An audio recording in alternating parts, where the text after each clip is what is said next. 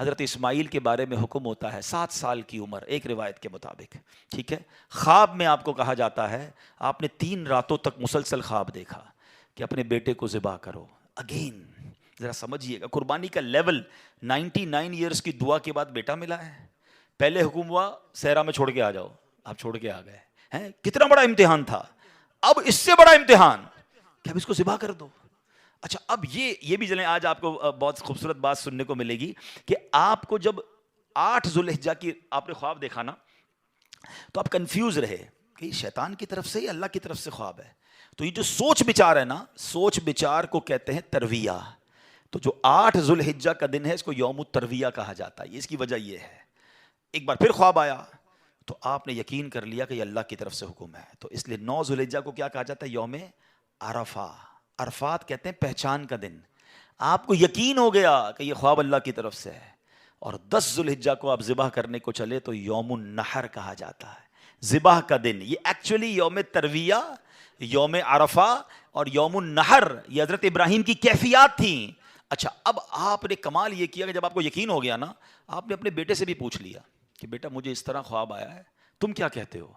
7 سال کا بیٹا ہے، ایک روایت کے مطابق ان کی 10 سال عمر ہے. اللہ اکبر. وہ بیٹا بھی کیسا ہے. جب آپ نے بیٹے سے پوچھا تو بیٹا کہتا ہے ابو جی یا بنیا انی ارا فی المنامی. قرآن میں یہ الفاظ موجود ہیں، انی اذبحک فانظر ماذا ترا. اے میرے بیٹے میں نے خواب میں دیکھا کہ میں تجھے ذبح کر رہا ہوں، تیری کیا رائے ہے؟ ہائے ہائے. بیٹا کیا کہتا ہے؟ یا ابت افعل ما تؤمر. اے والد صاحب کیجئے جس بات کا آپ کو حکم دیا جا رہا ہے. ستجدونی انشاء اللہ من الصابرین. خدا نے چاہا تو قریب ہے آپ مجھے صابر پائیں گے، صبر والا پائیں گے. اللہ اکبر. اور ایسا ہی ہوا. آپ اپنے بیٹے کو لے کے جا رہے ہیں، آپ نے اپنی بیوی ہاجرہ کو کہا اس کو تیار کر دو میں کہیں لے جا رہا ہوں. بتایا نہیں ماں کو، انہوں نے بڑا تیار کیا ان کو. آگے گئے تو اب شیطان اتنی بڑی قربانی کو کیسے ہضم کرتا. فوراً گیا بی بی ہاجرہ کے پاس. اے ہاجرہ پتہ ہے تمہارے شوہر کہاں جا رہے ہیں آپ کے بیٹے کو لے کر؟ کہاں جا رہے ہیں؟ کہا ذبح کرنے جا رہے ہیں. کہا نہیں وہ تو کسی سے ملانے لے جا رہے ہیں، تیار کر کے لے گئے. کہ نہیں وہ ذبح کرنے جا رہے ہیں. کہ باپ بھی بیٹے کو ذبح کرتا ہے؟ بی بی ہاجرہ کہتی ہیں. اب شیطان کہتا ہے کہ ہاں اس لیے کر رہے ہیں کہ اللہ کا حکم ہے. کہا اللہ کا حکم ہے؟ پھر ٹھیک ہے میں راضی ہوں. ہائے ہائے ہائے، رب کا حکم ہے نا. کیسی ماں تھی، کہتی پھر میں راضی ہوں. شیطان کا ادھر بس چلا نہیں، حضرت اسماعیل کے پاس پہنچ گئے. کہا اے بیٹے تمہیں پتا تمہارے ابو کہاں لے جا رہے ہیں؟ کہا ابو کہیں لے جا رہے ہیں مجھے. کہا تمہیں ذبح کرنے لے جا رہے ہیں؟ کہا کوئی باپ بھی بیٹے کو ذبح کرتا ہے؟ کہا ہاں اللہ کا حکم ہے. کہا اللہ کا حکم ہے پھر میں بھی راضی ہوں. سبحان اللہ. اب جب حضرت اسماعیل نے حضرت ابراہیم کو پتہ کیا کہا کہ والد صاحب اب آپ ذبح کرنے لگے نا، 2-3 میری گزارشات ہیں، ذرا مجھے اچھے طریقے سے باندھ دیجیے گا. کہ ایسا نہ ہو کہ جب مجھے آپ ذبح کریں تو میں زیادہ تڑپوں تو میرے خون کے چھینٹے آپ کے کپڑوں پر گریں گے تو آپ کے کپڑے خراب ہو جائیں گے. چھری کو ذرا تیز کر لیجیے گا تاکہ مجھے تکلیف کم ہو. مجھے الٹا لٹا کے ذبح کیجیے گا تاکہ آپ میرا چہرہ نہیں دیکھ سکیں گے. اور ہاں یہ جو میرا کرتا ہے نا میری ماں کو دے دیجیے گا تاکہ اس کو بیچاری کو تسلی ہو جائے. کیا دنیا نے ایسی قربانی دیکھی ہے؟ اب سنو، حضرت ابراہیم نے بالکل ویسا ہی کیا. آپ کو باندھ بھی دیا، آپ کو لٹا بھی دیا اور آپ نے چھری چلا بھی دی. چھری کا کام کاٹنا ہے، اللہ چاہے تو چھری نے کام نہیں کرنا نا. آپ نے اپنا کام پورا کر دیا، وہ تو کر چکے جو کرنی بشر کی ہے. مگر پھر کیا ہوا؟ سبحان اللہ. یہ امتحان ختم ہوا اور اب آسمان سے آواز آئی. حضرت ابراہیم بالکل اوپر بیٹھے ہیں اور چھری چلا رہے ہیں تو اوپر سے آواز آئی سبحان اللہ، اللہ اکبر اللہ اکبر. آپ نے جب سر اٹھایا تو دیکھا جبریل امین جنت سے مینڈھا دمبا لے کر آ رہے ہیں.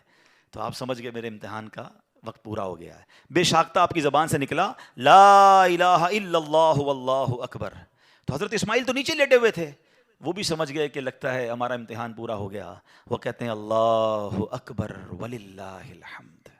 یہ جو عید والے دن تسبیح پڑھتے ہیں نا، کیا یونیک تسبیح ہے، کیا یونیک تکبیر ہے. کن 3 شخصیتوں کی زبان سے نکلا ہے؟ پہلا پارٹ حضرت جبریل کی آواز میں is the middle part of that تکبیر حضرت ابراہیم نے ادا کیا ہے، اور آخری حصہ ہے حضرت اسماعیل کی زبانی. ذرا سوچو تو صحیح کیسا منظر ہوگا. ذرا مل کے تکبیر پڑھیں اور اس منظر کو یاد کریں.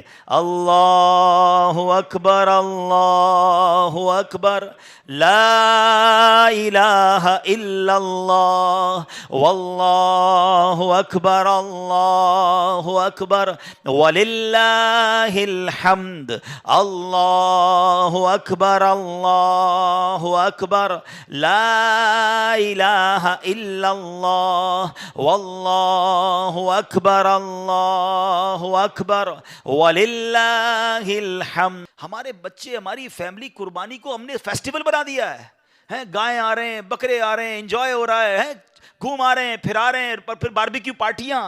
کبھی تو یاد کرو یار کیا ہوا تھا، یہ کیوں کر رہے ہیں قربانی، یہ کیسی قربانی کی داستان ہے، کب بتائیں گے ہم، کب اس کو سوچے تو صحیح۔ ہمیں خدا کی قسم ایک بار ان کو ہمیں زندگی میں اگر ہمیں بھی یہ کہہ دیا جائے کہ چلو ہر سال نہیں، زندگی میں ایک بار آپ بھی اپنا ایک بچہ ذبح کرو، کیا حال ہوگا؟